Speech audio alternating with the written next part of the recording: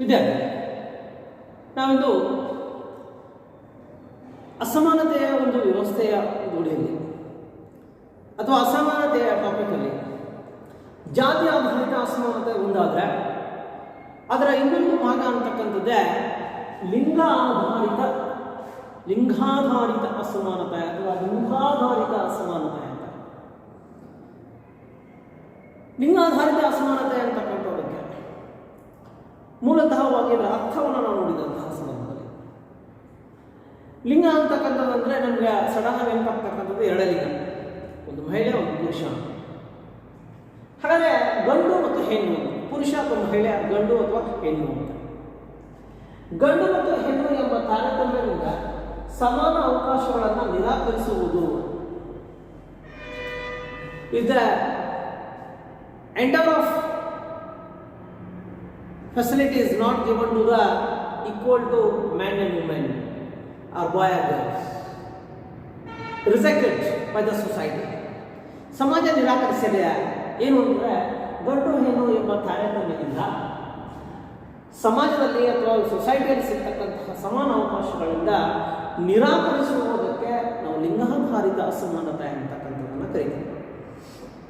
ಹಾಗಾದರೆ ಲಿಂಗಾಧಾರಿತವಾಗಿರ್ತಕ್ಕಂಥ ಅಸಮಾನತೆಯ ಒಂದು ವ್ಯವಸ್ಥೆಗಳಲ್ಲಿ ಇಲ್ಲೇನಾಗ್ತಾ ಇದೆ, ಮಹಿಳೆ ಮತ್ತು ಪುರುಷ ಎಂಬತಕ್ಕಂಥ ಒಂದು ವಿಚಾರದಲ್ಲಿ ಸಾಕಷ್ಟು ಪಕ್ಷಪಾತಗಳು ಆಗ್ತಾ ಇದ್ದಾವೆ. ಹಲವಾರು ವಿಚಾರಗಳಲ್ಲಿ, ಒಂದೇ ವಿಚಾರ, ಹಲವಾರು ಅಂಶಗಳಲ್ಲಿ ಪಕ್ಷಪಾತ ಆಗ್ತಾ ಇದೆ. ಮಹಿಳೆ ಮತ್ತು ಪುರುಷನಲ್ಲಿ ಇರ್ತಕ್ಕಂತಹ ಒಂದು ಡಿಫರೆನ್ಸ್ ಅಂತ ಏನು ಕರಿತೀವಿ, ಒಂದು ವ್ಯತ್ಯಾಸ ಏನಂತ ಕರಿತೀವಿ, ಒಂದು ತಾರತಮ್ಯ ಅಂತ ಏನು ಕರಿತೀವಿ ನಾವು ಇವತ್ತು ಬಹಳಷ್ಟು ಕ್ಷೇತ್ರಗಳು ಅಥವಾ ಎಲ್ಲ ಕ್ಷೇತ್ರಗಳಲ್ಲಿ ಆಗ್ತಾ ಇದೆ.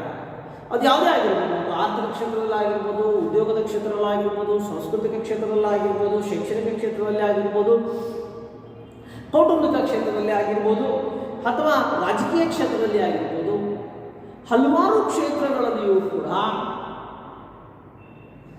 ಮಹಿಳೆ ಮತ್ತು ಪುರುಷನ ಮಧ್ಯ ವ್ಯತ್ಯಾಸಗಳು ಆಗ್ತಾ ಇದ್ದಾವೆ, ಪಕ್ಷಪಾತವಾಗ್ತಾ ಇದೆ. It is not comes to today's, is comes to an ancient period. ನಾವು ಈ ಇರ್ತಕ್ಕಂತಹ ಮಹಿಳೆ ಮತ್ತು ಪುರುಷನ ಮಧ್ಯದಲ್ಲಿರ್ತಕ್ಕಂತಹ ಒಂದು ತಾರತಮ್ಯ ವ್ಯವಸ್ಥೆಯನ್ನು ಪುರಾತನ ಕಾಲಮಾನದಿಂದಲೂ ಅಂದರೆ ಪ್ರತಿಶಕ ಪೂರ್ವ ಕಾಲದಿಂದ ಹಿಡಿದು ಹೆಚ್ಚು ಕಡಿಮೆ ನಾವು ಪ್ರಸ್ತುತ ದಿನಮಾನಗಳವರೆಗೂ ಕೂಡ ಮಹಿಳೆ ಮತ್ತು ಪುರುಷನ ಮಧ್ಯದಲ್ಲಿರತಕ್ಕಂತಹ ವ್ಯತ್ಯಾಸವನ್ನು ಅಥವಾ ಅಸಮಾನತೆಯನ್ನು ನಾವು ಇವತ್ತಿಗೂ ಕೂಡ ಅನುಸರಿಸಿಕೊಂಡು ಬಂದಿರತಕ್ಕಂಥದ್ದು ಅಥವಾ ಇವತ್ತಿಗೂ ಕೂಡ ಅವು ಅಸಮಾನತೆಯಾಗಿಯೇ ಉಳಿದಿರ್ತಕ್ಕಂಥದ್ದು. ನಾನಾಗಲೇ ಇರ್ತಕ್ಕಂಥದ್ದು ಇವತ್ತು ಶಿಕ್ಷಣ ಆಗಿರ್ಬೋದು, ರಾಜಕೀಯ ಕ್ಷೇತ್ರ ಆಗಿರ್ಬೋದು, ಸಾಂಸ್ಕೃತಿಕ ಆಗಿರ್ಬೋದು, ಶೈಕ್ಷಣಿಕ ವ್ಯವಸ್ಥೆಗಳಲ್ಲಾಗಿರ್ಬೋದು, ಆರ್ಥಿಕ ಕ್ಷೇತ್ರದಲ್ಲಿ ಆಗಿರ್ಬೋದು ಅಥವಾ ಮತ್ತೊಂದು ಕ್ಷೇತ್ರದಲ್ಲಿ ಆಗಿರ್ಬೋದು ವ್ಯತ್ಯಾಸಗಳಾಗ್ತಾ ಇದ್ದಾವೆ ಅಥವಾ ಇರ್ತಕ್ಕಂಥ ಒಂದು ತಾರತಮ್ಯ ಆಗ್ತಾ ಇದೆ. ತಾರತಮ್ಯ that means it is not given to equal rights to the boy and women. Equal opportunities also is there. It's not equal opportunity to the man and women. There is a lot of difference between man and women to give to the opportunities there. ಹಾಗಾದರೆ ಯಾವ ರೀತಿ ಆಗ್ತಾ ಇದೆ, ಅದಕ್ಕೆ ಏನು ಕಾರಣ? Why not give to the opportunity to the women categories? ಯಾಕೆ ನಾವು ಮಹಿಳೆಗೆ ಪುರುಷನಷ್ಟೇ ಅವಕಾಶ ಕೊಡ್ತಾ ಇಲ್ಲ? ಪುರುಷನಿಗೆ ಹೆಚ್ಚು ಅವಕಾಶ ಸಿಗ್ತಾ ಇದೆ, ಮಹಿಳೆಗೆ ಅವಕಾಶ ಸಿಗ್ತಾ ಇಲ್ಲ. ಯಾಕೆ ಆಗ್ತಾ ಇದೆ? ಮಹಿಳೆಯನ್ನ ಅಂಥದ್ದಿರ್ತಕ್ಕಂಥ ಒಂದು ವ್ಯವಸ್ಥೆಗಳಲ್ಲಿ ಏನಾಗಿದೆ? ಹಾಗಾದರೆ ಅವಳಿಗೆ ಅವಕಾಶ ಕೊಡದೇ ಇರೋದಕ್ಕೆ ಕಾರಣ ಏನು ಅಂತಕ್ಕಂಥದ್ದೇ ಲಿಂಗಾಧಾರಿತ ಅಸಮಾನತೆ. ಲಿಂಗಾಧಾರಿತ ನಾನಾಗಲೇ ಮಹಿಳೆ ಮತ್ತು ಪುರುಷರು. Why not give to the equal opportunity to the man and women? Entire opportunity is given to maximum number of opportunities given to the men category, not women category. Why? This is the reason of this one. ಅಂದರೆ ಲಿಂಗಾಧಾರಿತ ನಾನು ಆಗ ಹೇಳಿದೆ, ಈ ಲಿಂಗಾಧಾರಿತ ಅಸಮಾನತೆ ಅಂತಕ್ಕಂಥದ್ದು ಇದು ಪ್ರಾಚೀನ ಕಾಲಮಾನದಿಂದ ಬಂದಿದೆ. ಇವತ್ತಿನಿಂದ ಬಂದಿದ್ದಲ್ಲ, ಇದು ಕಮ್ಸ್ ಫ್ರಮ್ ಏನ್ಸಿಯಂಟ್ ಪೀರಿಯಡ್. ಹಾಗಾದ್ರೆ ಏನ್ಸಿಯಂಟ್ ಪೀರಿಯಡ್ ಅಲ್ಲಿ ಬಂದಿರತಕ್ಕಂಥ ಒಂದು ವಿಚಾರದಲ್ಲಿ ನೋಡಿದ್ರೆ ಅದರಲ್ಲಿ ನಾವು ಫಸ್ಟ್ ಆಫ್ ಆಲ್ ಬರ್ತಕ್ಕಂಥದ್ದು ಮನಸ್ಮೃತಿಯ ಕಾಲದಲ್ಲಿ ಏನಾಗ್ತಾ ಇತ್ತು ಅಂತಕ್ಕಂಥದ್ದು, ಜೀವನದ ಎಲ್ಲ ಸ್ತರಗಳಲ್ಲಿ ಮಹಿಳೆ ಪುರುಷನ ಅಧೀನದಲ್ಲಿರಬೇಕು ಪ್ರತಿಪಾದಿಸುವ ಮನಸ್ಮೃತಿ ಹಿಂದೂ ಸಮಾಜದ ಪುರಾತನ ಕಾಲದಿಂದಲೂ ಅನುಸರಿಸಿಕೊಂಡು ಬರ್ತಾ ಇತ್ತು. She is depending for the men category. Is always by birth to death. She always dependence. ಪುರುಷ ಇರ್ತಕ್ಕಂಥ ಮನಸ್ಮೃತಿಯಲ್ಲಿ ಹೇಳ್ತಾನೆ ಅವನು ಮನುವಿನ ವ್ಯವಸ್ಥೆಗಳಲ್ಲಿ ಶಿ ಇಸ್ ಆಲ್ವೇಸ್ ಡಿಪೆಂಡೆನ್ಸ್. ನಾನು ಅದಕ್ಕೆ ಒಂದು ಮನು ಹೇಳಿರ್ತಕ್ಕಂಥ ಒಂದು ವ್ಯಾಖ್ಯಾನದಲ್ಲಿ ಹೇಳ್ಬೋದು ನಾವಿಲ್ಲಿ ಏನು ಅಂದರೆ, ಮಹಿಳೆ ಜನ್ಮ ತಗೊಂತಾನೆ ಬೈ ಬರ್ತ್ ತಂದೆ ಅಧೀನದಲ್ಲಿ, ಬೆಳೀತಾ ಬೆಳೀತಾ ಮುಂದೆ ಮದುವೆ ಆದ ನಂತರ ಗಂಡನ ಅಧೀನದಲ್ಲಿ, ಗಂಡ ಆದ ನಂತರದಲ್ಲಿ ಮಗನ ಅಧೀನದಲ್ಲಿ ಬೆಳೀತಾಳೆ ಅಥವಾ ಮಗನ ಅಧೀನದಲ್ಲಿ ಅಂತ್ಯಗೊಳ್ತಾಳೆ ಅಂತ. ಶಿ ಇಸ್ ಆಲ್ವೇಸ್ ಡಿಪೆಂಡಿಂಗ್ ಆಗಿರುವುದರಿಂದ ಹೇಳ್ತಾನೆ ಮನುಷ್ಯ ಇರ್ತಕ್ಕಂಥ ಮನಸ್ಮೃತಿ ಏನು ಹೇಳ್ತಾನೆ ಅಂದ್ರೆ, ಜೀವನದ ಎಲ್ಲ ಸ್ತರಗಳಲ್ಲಿ ಮಹಿಳೆ ಪುರುಷನ ಅಧೀನದಲ್ಲಿ ಇರಬೇಕು ಎಂಬ ಪ್ರತಿಪಾದಿಸುವಂತಹ ಮನಸ್ಮೃತಿ. ಪುರುಷ ಇದನ್ನು ಬಯಸ್ತಾ ಇದ್ದಾನೆ, she is depending for me, depending ನನ್ನ ಮೇಲೆ ಇದ್ದಾಳೆ, ನಮ್ಮ ಮೇಲೆ ಇದ್ದಾಳೆ. ಸಮಾಜ ಇರ್ತಕ್ಕಂಥ ಒಂದು ವ್ಯವಸ್ಥೆಯ ಒಂದು ಒಡಿಯಲ್ಲಿ ಇದನ್ನು ಅನುಸರಿಸಿಕೊಂಡು ಬಂದ ಇದೆ ಇವತ್ತಿಗೂ ಕೂಡ. ಇದು ಏನ್ಷಿಯಂಟ್ ಪೀರಿಯಡ್ ನಾವು ಅನುಸರಿಸ್ತೇವೆ. ನಾವು ನೋಡ್ತೀವಿ, ಮಹಿಳೆ ಲಗ್ನ ಆದರೆ ಗಂಡನ ಮನೆಗೆ ಹೋಗ್ತಾಳೆ ಅಥವಾ ಗಂಡನ ಆಧಾರದಲ್ಲಿ ಇರ್ತಾಳೆ, ಅಲ್ಲಿ ತಂದೆ ಇಲ್ಲಿ ಗಂಡ. ಆ ಒಂದು ವಿಚಾರಕ್ಕೆ ಅನುಗುಣವಾಗಿ ಮಹಿಳೆ ಕೌಟುಂಬಿಕವಾಗಿರ್ತಕ್ಕಂಥ ಒಂದು ವ್ಯವಸ್ಥೆಯ ಒಂದು ಒಡಿಯಲ್ಲಿ, ಇಂಥ ಒಂದು ವ್ಯವಸ್ಥೆಯಲ್ಲಿ ಇದನ್ನು ನಾವು ಹೊರಗಡೆ ತರಬೇಕು ಅಥವಾ ಇದನ್ನು ಸಂಪೂರ್ಣವಾಗಿರ್ತಕ್ಕಂಥ ತಾರತಮ್ಯ ವ್ಯವಸ್ಥೆಯನ್ನು ನಿರ್ಮೂಲನೆ ಮಾಡಬೇಕು ಅಂತಕ್ಕಂಥ ಒಂದು ವಿಚಾರದಲ್ಲಿ ಮನಸ್ಮೃತಿಯ ಕಾಲದಲ್ಲೂ ಕೂಡ ಮಹಿಳೆಯನ್ನ ಸಂಪೂರ್ಣವಾಗಿ ಅಧೀನಕ್ಕೆ ಪುರುಷ ತನ್ನ ಅಧೀನಕ್ಕೆ ಒಳಪಡಿಸಿಕೊಳ್ಳುವುದರ ಜೊತೆಗೆ ಕೇವಲ ಜೀವನ ನಿರ್ವಹಣೆಗೆ ಮಾತ್ರ ಮಹಿಳೆಯನ್ನ ಸೀಮಿತಗೊಳಿಸಿಕೊಟ್ಟಿರುವುದು. ಅವಳು ಅಷ್ಟೇ ಮನೆಯಾಗಿರಬೇಕು, 4 ಗೋಡೆಗಳ ಮಧ್ಯೆ ಇರಬೇಕು, ಅವಳು ಎಲ್ಲಿ ಹೋಗುವಂಗಿಲ್ಲ, ಎಲ್ಲಿ ಬರೋಂಗಿಲ್ಲ, ಯಾವುದರೂ ಕರ್ಕೊಂಡು ಹೋಗಿಲ್ಲ, ಕೇವಲ ಅಡುಗೆ ಮನೆಗೆ ಮಾತ್ರ ಸೀಮಿತ ಅಂತಕ್ಕಂಥ ಒಂದು ವಿಚಾರವನ್ನು ಕೌಟುಂಬಿಕ ವ್ಯವಸ್ಥೆಗಳಲ್ಲಿ ನಾವು ಆಗಿರುವುದನ್ನು ಅಥವಾ ಆಗ್ತಾ ಇರುವುದನ್ನು ಪ್ರಸ್ತುತ ದಿನಮಾನಗಳಲ್ಲಿ ನಾವು ಕಾಣ್ತೀವಿ ಅಂತ ಆಗಿರುವುದರಿಂದ ಇದು ಒಂದು ಲಿಂಗಾಧಾರಿತ ಅಸಮಾನತೆಗೆ ಮೂಲ ಕಾರಣ ಆಗಿದೆ. ಇನ್ನು ಎರಡನೇ ವಿಚಾರ, ಪುರುಷರ ಪ್ರಾಬಲ್ಯ ಹೆಚ್ಚಾಗಿರ್ತಕ್ಕಂಥದ್ದು. ಪುರುಷರ ಪ್ರಾಬಲ್ಯ ನೋಡಿ ಎಷ್ಟು ಚೆನ್ನಾಗಿರ್ತಕ್ಕಂಥ ಒಂದು ವ್ಯಾಖ್ಯೆ ಕೊಡ್ತಾನೆ ಇಲ್ಲಿ. ಮಹಿಳೆ ಮತ್ತು ಪುರುಷರ ಒಂದು ದೈಹಿಕ ಸಾಮರ್ಥ್ಯದ ಆಧಾರದ ಮೇಲೆ ಸಮಾಜವು ಪುರುಷನ ದೈಹಿಕ ಸಾಮರ್ಥ್ಯವನ್ನು ಆಧರಿಸಿ ಮಹಿಳೆ ಮೇಲೆ ಪುರುಷ ಪ್ರಾಬಲ್ಯಕ್ಕೆ ಪ್ರಾಮುಖ್ಯತೆಯನ್ನು ನೀಡ್ತಕ್ಕಂಥದ್ದು.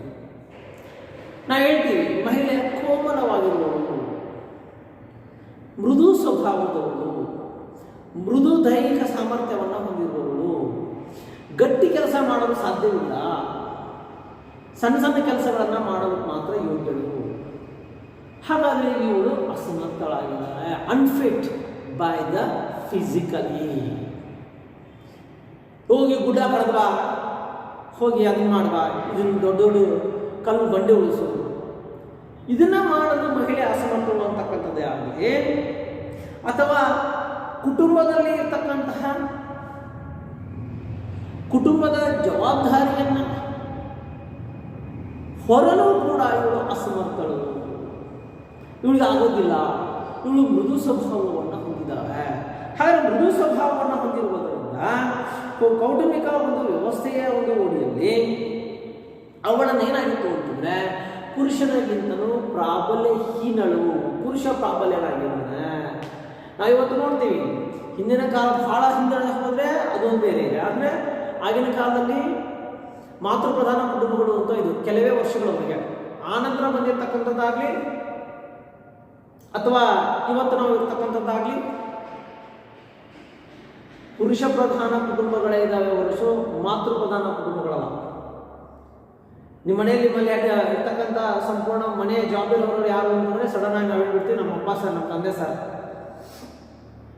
ಯಾಕಂದರೆ your father you entire care of your property, your property or your house, everybody ಇದೆ.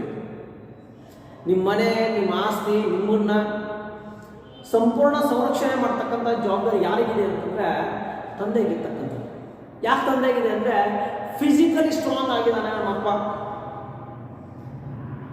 ಈ ಫೇಸ್ ಎವ್ರಿಥಿಂಗ್ ಇಸ್ ದರ್. ನಾವು 4 ಮಂದಿ ಮುಂದೆ ಬೆಂಡ ಹಾಕಿಸ್ತೀವಿ, ನಮ್ಮ ಅಂದ ಹಾಗೆ ನಮ್ಮ ತಂದೆ ಹಿಂಗೆ ಅಂತ. ಯಾಕಂತಂದ್ರೆ ನಮ್ಮ ತಂದೆ, because my father is physically very well down to face the problems, ಸಮಸ್ಯೆ ಎದುರಿಸೋಕೆ ಸಾಮರ್ಥ್ಯ ಇದೆ ಅಂತಕ್ಕಂಥ. ಆದರೆ ಆ ಸಾಮರ್ಥ್ಯ ನಮ್ಮ ತಾಯಿಯಲ್ಲಿಲ್ಲ. She is unfit for the physically ಆಗಿರುವುದರಿಂದ ಸಮಾಜದ ಒಂದು ವ್ಯವಸ್ಥೆಯ ಒಂದು ಉಳಿಯಲ್ಲಿ ಜವಾಬ್ದಾರಿಯನ್ನು ನಿಭಾಯಿಸುವಲ್ಲಿ ಪುರುಷನಿಗಿಂತಲೂ ಮಹಿಳೆ ಹಿಂದೆ ಇದ್ದಾಳೆ. ಆಗಿರುವುದರಿಂದ ಪುರುಷ ಪ್ರಾಬಲ್ಯವನ್ನು ಕಾಣ್ತೀವಿ ಹೊರತು ಮಹಿಳೆ ಪ್ರಾಬಲ್ಯವನ್ನು ಕಾಣುವುದಿಲ್ಲ. ಇನ್ನು ಮೂರನೇ ಅತ್ಯಂತ ಪ್ರಮುಖ ವಿಚಾರ ಅಂದರೆ ಶಿಕ್ಷಣವನ್ನು ನಿರಾಕರಣೆ ಮಾಡಿಸಿರುವಂಥದ್ದು. ಇವತ್ತಿನ ಒಂದು ವಿಚಾರಗಳಲ್ಲಿ ಪುರುಷನ ಪ್ರಾಬಲ್ಯ ಅತಿ ಹೆಚ್ಚಾಗುವುದಕ್ಕೆ ಮೂಲ ಕಾರಣವೂ ಕೂಡ ಶಿಕ್ಷಣ ಅಂತ. ಯಾಕಂತಂದ್ರೆ ಈ ಒಂದು ಶಿಕ್ಷಣ ಕ್ಷೇತ್ರಕ್ಕೆ ಸಂಬಂಧಿಸಿದಾಗ, ಶಿಕ್ಷಣ ಕ್ಷೇತ್ರಕ್ಕೆ ಸಂಬಂಧಿಸಿದ ಹಾಗೆ ಮಹಿಳೆಗೆ ಪುರುಷನಷ್ಟು ಶಿಕ್ಷಣ ಕಲಿಯಲು ಅವಕಾಶವನ್ನು ನಿರಾಕರಣೆಗೆ ಒಳಪಡಿಸುವಂಥದ್ದು. ಏನಾಗ್ತಾ ಇದೆ, ಇದು ಯಾವಾಗಲಿಂದ ಬಂದಿದೆ? ಮಹಿಳೆ ಶಿಕ್ಷಣವನ್ನು ಎಲ್ಲಿ ಕಲಿತು, ಯಾವಾಗ ಕಲಿತಿದ್ದ ಅಂತಕ್ಕಂಥ ಒಂದು ವಿಚಾರದಿಂದ ಇದು ancient period also no parents. She is not getting a opportunity to learn education system. ಕಲಿಯೋಕೆ ಅವಕಾಶ ಇಲ್ಲ ಅವ್ರಿಗೆ ಶತಶತಮಾನಗಳಿಂದಲೂ. It's not in yesterday or some days in some years ago, it's so many years. She is comes not uneducated. ಶತಶತಮಾನಗಳಿಂದ ಮಹಿಳೆ ಅಸಮರ್ಥರು ಎಂದು ಪರಿಗಣಿಸಿ ಶಿಕ್ಷಣದ ಅವಕಾಶಗಳಿಂದ ವಂಚಿಸಲಾಗಿದೆ. You will not give to the opportunity to the basic of. She is unfit. She is only fit for the home to cook the food or something else. ಆ ಒಂದು ವಿಚಾರಕ್ಕೆ ಅನುಗುಣವಾಗಿ ಮಹಿಳೆಯು ಸಮರ್ಥರಾಗುವುದರ ಜೊತೆಗೆ ಸಮಾಜದ ಒಂದು ವ್ಯವಸ್ಥೆಯಲ್ಲಿ ಶಿಕ್ಷಣವನ್ನು ಅಥವಾ ಉನ್ನತ ಶಿಕ್ಷಣವನ್ನು ಪಡೆಯಲು ಸಂಪೂರ್ಣವಾಗಿರ್ತಕ್ಕಂತಹ ಪುರುಷ ತನ್ನ ಪ್ರಾಬಲ್ಯವನ್ನು ಬಳಸಿ ಅವಳಿಗೆ ಶಿಕ್ಷಣವನ್ನು ನೀಡುವಲ್ಲಿ ಪ್ರಮುಖವಾಗಿ ಹಿಂದೇಟು ಹಾಕ್ತಕ್ಕಂಥದ್ದು. ಒಂದು ವಿಚಾರವನ್ನು ನಾವು ಮಕ್ಕಳೇ ನಮಗೆ ಪ್ರಮುಖವಾಗಿ ಹೇಳ್ತಕ್ಕಂಥದ್ದು. ಇದ್ರ ಮೇಲೆ ಒಂದು ರೇಷೋ ಏನಾದರೂ ತೆಗೆದಿ ಅಂದರೆ, ಕೆಲವರು ಅಂತಾರೆ ಸರ್ ಕಲಿಸಿ ಯಾವ ಸಾಲಿ ಕಲಿಸಿದ್ವಿ sir, okay will be accept it. ನಿಮ್ಮ ಅಜ್ಜ ಅಜ್ಜಿ ತಾಯಿ ನಿಮ್ಮ ಮನೆಯಲ್ಲಿರ್ತಕ್ಕಂಥ ವಿಚಾರದಲ್ಲಿ, ಅಥವಾ ನಿಮ್ಮ ತಂದೆ ನಿಮ್ಮ ತಾಯಿ ನಿಮ್ಮ ತಂದೆ ಮನೆಯಲ್ಲಿದ್ದಾಗ ಆ ಗ್ರಾಮದಲ್ಲಿ ಶಾಲೆ ಎಲ್ಲಿವರೆಗೆ ಇತ್ತೋ ಅವ್ರ ಶಾಲೆನ ಅಲ್ಲಿವರೆಗೆ ಮಾತ್ರ ಕಲ್ತಿರ್ತಾರೆ. ಅಂದರೆ ಆ ಗ್ರಾಮದಲ್ಲಿ ಅಕಸ್ಮಾತ್ 3ನೇ ಕ್ಲಾಸ್ವರೆಗೆ ಇತ್ತು, 4ನೇ ಕ್ಲಾಸ್ವರೆಗೆ ಇತ್ತು ಸರ್, 4ನೇ ಕ್ಲಾಸ್ ಮಾಡ ನಾನು ಸಾಲಿಗೆ ಹೋದೆ, ಮುಂದೆ ಸಾಲಿ ಇದ್ದಿದ್ದಿಲ್ಲ ಅಂದ್ರೆ ಏನು, ಸಾಲಿ ನಮ್ಮ ಕಡೆ ನಮ್ಮ ಗ್ರಾಮದಲ್ಲಿಲ್ಲ, ಬೇರೆ ಗ್ರಾಮಕ್ಕೆ ಹೋಗಬೇಕಾಗಿತ್ತು, ನಮ್ಮ ತಂದೆ ಕಳಿಸಲಿಲ್ಲ, ಸಾಕು ಇಲ್ಲಿಗೆ ಸಾಲಿ. ಯಾಕೆ ಕಳಿಸ್ಲಿಲ್ಲ ಅಂದರೆ ಬೇರೆ ಕಡೆ ಹೋದರೆ she is unfit for the physically or something else. ನಾನು ಕಳಿಸಲ್ಲ ನನ್ನ ಮಗಳ, ಸಾಕು ಸಾಲಿ ಕಲ್ತಾಳ, 4ನೇ ತಾಗಿದೆ ಮದುವೆ ಮಾಡಿ ಕಳಿಸ್ತಾರೆ. ಶಾಲೆ ಕೇಳ್ರಿ ಅವ್ರ ಊರ ನಮ್ಮ ಊರಾಗಪ್ಪ 4ನೇ ಮಟ್ಟ ಸಾಲಿ ಇತ್ತ, 4ನೇ ಮಟ್ಟ ಕಳಿಸಿದ, ಆಮ್ಯಾಗ ನಾನು ಕಳಿಸ್ಲಿಲ್ಲ, ಬಿಟ್ಟ ಮದುವೆ ಮಾಡಿದ್ರು ಬಂದೆ. She is not getting opportunities there, therefore she is uneducated. ಶಿಕ್ಷಣವನ್ನು ನಿರಾಕರಣೆ ಮಾಡಿರ್ತಕ್ಕಂಥದ್ದು ಕೂಡ ಲಿಂಗಾಧಾರಿತ ಅಸಮಾನತೆಗೆ ಮತ್ತೊಂದು ಪ್ರಮುಖ ಕಾರಣ ಅಂತ ಕೂಡ ನಾವಲ್ಲಿ ಬಳಸ್ಬೋದು ಅಂತಕ್ಕಂಥ. ಅಂದರೆ ಇದರಿಂದ ಏನಾಗ್ತಾ ಇದೆ ಅಂತಂದರೆ ಮಹಿಳೆ ಶಿಕ್ಷಣದಿಂದಲೂ ನಿರಾಕರಣೆಗೆ ಒಳಪಟ್ಟಿರುವುದರಿಂದ ಅವಳನ್ನು ಒಂದು ತಾರತಮ್ಯ ದೃಷ್ಟಿಯಿಂದ ನೋಡಲಾಗ್ತಾ ಇದೆ. ಅವಳು ಕಲ್ತಿಲ್ಲ, she is unfit for learning, for doing some other works, she is only for depending in cooking or something else. ಅವಳು ಅಡುಗೆ ಮನೆಗೆ ಮಾತ್ರ ಸಿಗ್ತಳು, ದೊಡ್ಡ ದೊಡ್ಡ ಕೆಲಸಕ್ಕೆ ಕರಿಬೇಡ್ರಿ, ಅವಳು ಬರಲ್ಲ, ಅಸಮರ್ಥಳು ಅಂತಕ್ಕಂಥದ್ದನ್ನು ಹಣೆಪಟ್ಟಿಯನ್ನು ಅವಳಿಗೆ ಹಚ್ಚುವುದರ ಜೊತೆಗೆ ಅವಳ ಸಂಪೂರ್ಣವಾಗಿ ಸೊಸೈಟಿಗೆ ಒಂದು ಅಡಿಯಲ್ಲಿ ನಿರಾಕರಣೆ ಮಾಡುವುದರ ಜೊತೆಗೆ ಅವನು ಆ ಒಂದು ಅಸಮಾನತೆಗೂ ಕೂಡ ಇದು ಪ್ರಮುಖವಾಗಿರ್ತಕ್ಕಂತಹ ಕಾರಣವಾಯಿತು ಅಂತ ಕೂಡ ನಾವಿಲ್ಲಿ ಹೇಳ್ಬೋದು. ಮುಂದುವರೆದು ಇನ್ನು ನಾಲ್ಕನೇ ಅತ್ಯಂತ ಪ್ರಮುಖ ಕಾರಣ ಅಂತಂದರೆ ಲಿಂಗಾಧಾರಿತ ಅಸಮಾನತೆಗೆ ಕಾರಣಗಳಲ್ಲಿ ವರದಕ್ಷಿಣೆಯ ಪದ್ಧತಿಯು ಕೂಡ ಈ ಲಿಂಗಾಧಾರಿತ ಅಸಮಾನತೆಗೆ ಮತ್ತೊಂದು ಕಾರಣ ಅಂತ. ಅಂದರೆ ಇವತ್ತಿನ ದಿನಮಾನ ಎಲ್ಲ ಎನ್ಸಿಯಂಟ್ ಪೀರಿಯಡ್ ಅಂದರೆ ಶತಶತಮಾನಗಳಿಂದ ಹಿಡಿದು ಪ್ರಸ್ತುತ ದಿನಮಾನಗಳವರೆಗೆ ಈ ವರದಕ್ಷಿಣೆ ಭೂತ ಅಂತಕ್ಕಂಥದ್ದಾಗಲಿ ವರದಕ್ಷಿಣೆ ತಿರುಗು ಅಂತಕ್ಕಂಥದ್ದಾಗಲಿ ಮಹಿಳೆಯನ್ನ ನಿರಂತರವಾಗಿ ಕಾಡ್ತಕ್ಕಂಥದ್ದು. ಅಂದರೆ ವರದಕ್ಷಿಣೆ ಆಚರಣೆ ಲಿಂಗಾಧಾರಿತ ಅಸಮಾನತೆಗೆ ಮತ್ತೊಂದು ಪ್ರಮುಖವಾಗಿರ್ತಕ್ಕಂಥ ಕೊಡುಗೆ ಅಂತಕ್ಕಂಥದ್ದಾಗಲಿ ಒಂದು ಕಾರಣ ಅಂತಕ್ಕಂಥದ್ದಾಗಲಿ ಕೊಡ್ಬೋದು ಅಂತ. ಅಂದರೆ ಶತಶತಮಾನಗಳಿಂದಲೂ ಕೂಡ ಈ ವರದಕ್ಷಿಣೆ ಪದ್ಧತಿ ಬೆಳೆದು ಬಂದಿದೆ. ವರದಕ್ಷಿಣೆ ಪದ್ಧತಿ ಅಂತಂದರೆ ಹೆಣ್ಣನ್ನ ಹೆತ್ತಂತಹ ತಂದೆ ತಾಯಿಗಳು ಆ ಹೆಣ್ಣು ಮಗುವನ್ನು ಮದುವೆ ಮಾಡಿಕೊಡ್ಬೇಕಾಗಿರ್ತಕ್ಕಂಥ ಸಂದರ್ಭದಲ್ಲಿ ವರನಿಗೆ ಕೊಡ್ತಕ್ಕಂತಹ ಒಂದು ಹಣ ಆಗಿರ್ಬೋದು, ಬಂಗಾರ ಆಗಿರ್ಬೋದು, ಅಥವಾ ಮತ್ತೊಂದು ಆಗಿರ್ಬೋದು, ಆ ಕೊಡುವುದಕ್ಕೆ ನಾವು ವರದಕ್ಷಿಣೆ ಅಂತ ಕರಿತೀವಿ. ಈ ವರದಕ್ಷಿಣೆ ಪದ್ಧತಿಯಿಂದ ಏನಾಗ್ತಾ ಇತ್ತು ಅಂದರೆ ತಂದೆ ತಾಯಿಗಳಿಗೆ ಸಾಕಷ್ಟು ಸಮಸ್ಯೆಗಳು ಉಂಟಾಗೋದು ಕಾಣಬಹುದು. ಎಲ್ಲಿವರೆಗೆ ಬಂತು ಅಂದರೆ ತಮ್ಮ ಇದ್ದಕ್ಕೊಂದು ಆಸ್ತಿಗಳನ್ನು ಮಾರ್ತಕ್ಕಂಥದ್ದಾಗಲಿ ಮನೆ ಮಾರ್ತಕ್ಕಂಥದ್ದಾಗಲಿ ಬರುವುದರಿಂದ ಅದು ಎಲ್ಲಿ ಹೋಯ್ತು? ಆಸ್ತಿ ಗಂಡನ ಮನೆಗೆ ಹೋಯ್ತು. ಹಾಗಾದರೆ ತಂದೆ ಏನಾದ ಇಲ್ಲಿ ಬಡತನದಲ್ಲಿ ಬೆಳೆಯುತ್ತಾ ಬಂದ. ಹಾಗಾದರೆ ಗಂಡ ಹೆತ್ತವ ಏನಾದ ಶ್ರೀಮಂತನಾದ, ಹೆಣ್ಣು ಹೆತ್ತವರು ಬಡವರಾದರು, ಮತ್ತಷ್ಟು ಬಡತನದಲ್ಲಿ ಬಂದರು. ಆಗಿರುವುದರಿಂದ ಏನಂತ ಕರೆದ್ರು ಅಂತಂದರೆ ಗಂಡ ಹಿಡಿದ್ರೆ ಆಸ್ತಿ ಸಂಪಾದಿಸಲು, ಹೆಣ್ಣು ಹಿಡಿದ್ರೆ ಆಸ್ತಿ ಕಳ್ಕೊಳ್ಳೋದು ಅಂತಕ್ಕಂಥದ್ದಾಗಲಿ. ಹೆಣ್ಣು ಆದರೆ ಇವತ್ತು ಇರ್ತಕ್ಕಂಥ ಒಂದು ಮನೋಭಾವನೆಯೇ ಬೇರೆ, ಗಂಡ ಸಂತಾನವಾಗಿರ್ತಕ್ಕಂಥ ಒಂದು ವಿಚಾರದಲ್ಲಿ ಅವ್ರು ಇರ್ತಕ್ಕಂತಹ ಮನೋಭಾವನೆಯೇ ಬೇರೆ ಅಂತಕ್ಕಂಥ ಒಂದು ವಿಚಾರದಲ್ಲಿ. ಅಂದರೆ ಗಂಡು ಹುಟ್ಟಿದ್ರೆ ಲಾಭ ಅಂತಕ್ಕಂಥದ್ದಾಗಲಿ, ಹೆಣ್ಣು ಹುಟ್ಟಿದ್ರೆ ಹೊರೆ ಅಂತಕ್ಕಂಥ ಮನೋಭಾವನೆ ಬರುವುದಕ್ಕೆ ಮೂಲ ಮತ್ತೊಂದು ಕಾರಣ ಅಂತ ವರದಕ್ಷಿಣೆ. ಡೌರಿ ಸಿಸ್ಟಮ್ ಇದೆ, ಇದನ್ನು ನಾವು ಡೌರಿ ಸಿಸ್ಟಮ್ ಅಂತ ಕರಿತೀವಿ. ಈ ಡೌರಿ ಸಿಸ್ಟಮ್ ಅನ್ನೋ ಒಂದು ವ್ಯವಸ್ಥೆಯ ಒಂದು ಒಡೆಯಲ್ಲಿ ನಾಗೇ ಇವತ್ತು ಒಂದು ಮಗುನ ಒಂದು ತಂದೆ ತಾಯಿಗಳ ಹೆಣ್ಣಿಗೆ ಒಂದು ಜನ್ಮ ಕೊಟ್ಟರು ಅಂತಂದರೆ ಆ ಕ್ಷಣದಿಂದಲೇ ಅವರು ತಾವು ಪ್ರತಿನಿತ್ಯ ದುಡಿತಕ್ಕಂಥದ್ದಾಗಲಿ, ದುಡಿಮೆಯಲ್ಲಿ ಕೆಲವು ಭಾಗವನ್ನು ತಮ್ಮ ಮಗಳ ಮದುವೆಗೆ ಖರ್ಚಿಗೆ ಬೇಕಾಗಿರ್ತಕ್ಕಂಥ ಹಣವನ್ನು ಕ್ರೋಢೀಕರಣ ಮಾಡೋದು ಪ್ರಾರಂಭ ಮಾಡಿರ್ತಾರೆ. ನನ್ನ ಮಗಳನ್ನ ಆ ಮನೆ ಕೊಡಬೇಕು, ಈ ಮನೆ ಕೊಡಬೇಕು, ಹಂಗಿದ್ದವನು ಕೊಡಬೇಕು, ಹಿಂಗಿದ್ದವನು ಕೊಡಬೇಕು. ಬಟ್ ಅವ್ರು ಕೊಡಬೇಕು ಅಂತಂದರೆ ಅವರು ವರದಕ್ಷಿಣೆ ಕೊಡಬೇಕು. It comes from ancient period, it is also the normal purposes. So many persons is uncountable of dowry system is that. Gold, silver, rupees, money, house, so many things.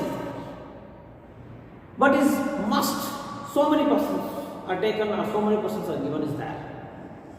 ಆ ವಿಚಾರದ ನೋಡುವುದರಲ್ಲಿ ವರದಕ್ಷಿಣೆ ಪದ್ಧತಿಯನ್ನು ಕೂಡ ಬೆಳೆದು ಬಂದಿರತಕ್ಕಂಥದ್ದಕ್ಕೆ ಈ ಲಿಂಗಾಧಾರಿತ ಅಸಮಾನತೆಗೂ ಒಂದು ಪ್ರಮುಖ ಕಾರಣ ಆಗಿರುವುದರಿಂದ ಮಹಿಳೆ ಮತ್ತು ಪುರುಷನ ಒಂದು ವ್ಯವಸ್ಥೆಗಳ ಅಡಿಯಲ್ಲಿ ಇರ್ತಕ್ಕಂಥದ್ದನ್ನು ಗಂಡು ಹುಟ್ಟಿದ್ರೆ ಅಂತ ಏನಿಲ್ಲ, ಆಸ್ತಿ ಸಂಪಾದಿಸೋ ಸುಲಭ ಆಗುತ್ತೆ. ಗಂಡು ಹುಟ್ಟಿದ್ರೆ ಆಸ್ತಿ ಸಂಪಾದನೆ ಆಗುತ್ತೆ, ಹೆಣ್ಣು ಹುಟ್ಟಿದ್ರೆ ಒಂದು ಹೊರೆ ಅಂತಕ್ಕಂತಹ ಮನೋಭಾವನೆಯನ್ನು ಇವತ್ತಿನ ಎನ್ಸಿಯಂಟ್ ಪೀರಿಯಡ್ನಿಂದ ಹಿಡಿದು ಇವತ್ತಿನ ಪೀರಿಯಡ್ವರೆಗೂ ಕೂಡ ಇವತ್ತೇನಾಗ್ತಾ ಇದೆ ಅಂತಂದರೆ ಈ ತಾರತಮ್ಯ ವ್ಯವಸ್ಥೆ ಬೆಳೀತಿರ್ತಾ ಇದೆ.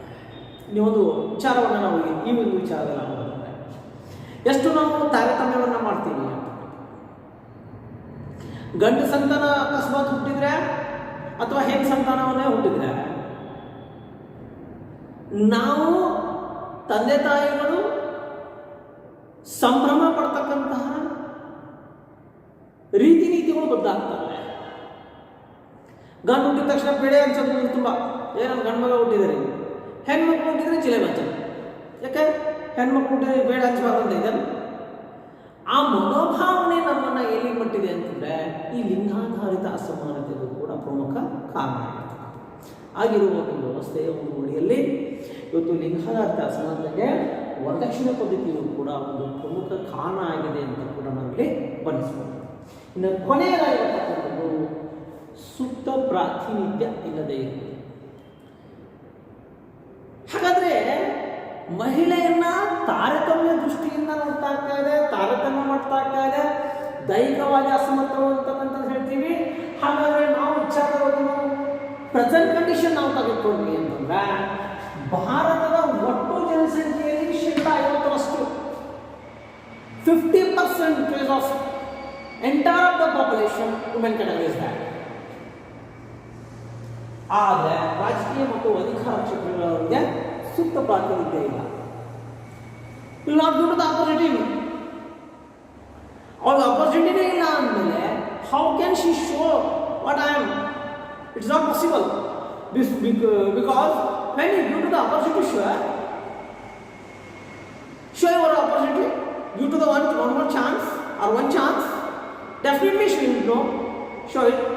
ಅವ್ರು ತೋರಿಸ್ಕೊಳ್ಳು ಅಂತಕ್ಕಂಥ ಮನೋಭಾವನೆಯೂ ಕೂಡ ನಮ್ಮಲ್ಲಿ ಇಲ್ಲದೆ ಇರುವುದರಿಂದ ಒಂದು ರಾಜಕೀಯ ಕ್ಷೇತ್ರದಲ್ಲಾಗಿರ್ಬೋದು, ಆರ್ಥಿಕ ಕ್ಷೇತ್ರದಲ್ಲಾಗಿರ್ಬೋದು, ಒಂದು ಅಧಿಕಾರದ ಒಂದು ವ್ಯವಸ್ಥೆಗಳಲ್ಲಾಗಿರ್ಬೋದು ಪುರುಷನಷ್ಟು ಸಾಮರ್ಥ್ಯವನ್ನು ಹೊಂದಿರದೇ ಇದ್ದರೂ ಕೂಡ ಹೊಂದಿದ್ರೂ ಕೂಡ ಅಲ್ಲಿ ಅವಳಿಗೆ ಸೂಕ್ತವಾದಂತಹ ಅವಕಾಶವನ್ನು ನಿರಾಕರಣೆಗೆ ಒಳಪಡಿಸಿರುವುದರಿಂದ ಸಂಪೂರ್ಣವಾಗಿ ಸಮಾಜದ ಒಂದು ವ್ಯವಸ್ಥೆಗಳಲ್ಲಿ ಮಹಿಳೆಯನ್ನ ಒಂದು ತಾರತಮ್ಯ ಮನೋಭಾವನೆಯಿಂದ ನೋಡಿಕೊಳ್ಳಲಾಗುತ್ತಿಲ್ಲ.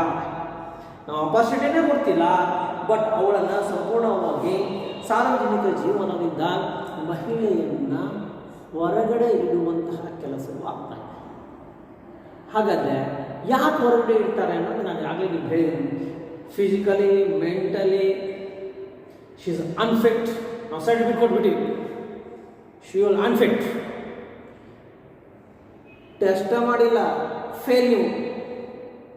How it possible? This is money. You give to the not opportunity but you will give to the result. How it possible? ಆಗಿರುವುದರಿಂದ ಲಿಂಗಾಧಾರಿತ ಅಸಮಾನತೆಗೆ ಮೂಲ ಕಾರಣ ಆಯಿತು ಅಂತಕ್ಕಂಥದ್ದನ್ನು ಕೂಡ ನಾವಿಲ್ಲಿ ಪ್ರಮುಖವಾಗಿ ಬಳಸ್ಬೋದು ಅಂತಕ್ಕಂಥದ್ದು. ಅಂದರೆ ಅವಳಿಗೆ ಸಾರ್ವಜನಿಕವಾಗಿ ಸಿಗ್ತಕ್ಕಂಥ ಸೌಲಭ್ಯಗಳನ್ನು ಸಂಪೂರ್ಣವಾಗಿ ನಿರಾಕರಣೆಗೆ ಒಳಪಡಿಸ್ತಾರೆ. ಇನ್ನೊಂದು ಕೊನೆಗೆ ಬರ್ತಕ್ಕಂಥದ್ದು ಸಣ್ಣ ಟಾಪಿಕ್ಕು, ಲಿಂಗಾಧಾರಿತ ಅಸಮಾನತೆ ಪ್ರಜಾಪ್ರಭುತ್ವಕ್ಕೆ ಒಂದು ಕಳಂಕವಾಗಿದೆ.